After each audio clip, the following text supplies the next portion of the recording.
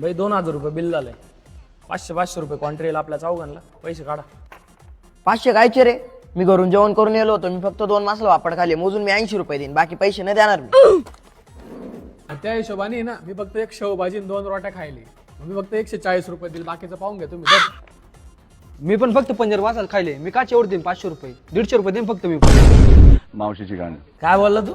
2 मासाला बापड आणि 80 रुपये झाले तुझे. त्या 2 रेड बुल तू माझ्यासमोर top to bottom कचाकच लोटल्या.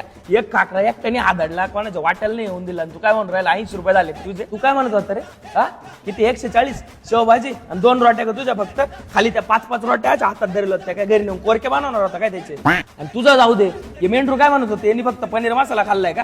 Paneer masala काय यांनी नुसतं चमचीने प्याला काय? याच्या संग जिरा राईस खाल्ले 2-2 बरं का तू. आणि त्याच्यानंतर गार्लिक नान बटर नान घरी शिळ्या भाकरी खातो तू. चोद्या इथं गार्लिक नान आणि बटर नानचे चोचले करून राहिला. या अशा भिकार चोटपानांमुळे तुम्हाला मी आणत नाही बरं का. तुम्ही भांडऱ्यातच जेवायच्या लायकीचे. पैसे देता आले तर द्या नाही तर भांडे घासा इथं. हे जाऊ दे मर्दे रोशा. 500 तर 500 देतो आम्ही. काय प्रॉब्लेम नाही. चल आता झाले का चहा अजून? याचं काय? याच्या 2 मसाला पापडचं काय? हळू काय? देतो ना तुला 500 गप बस मग. पण काही म्हणा 22 रुपये जरा जास्तच गेले.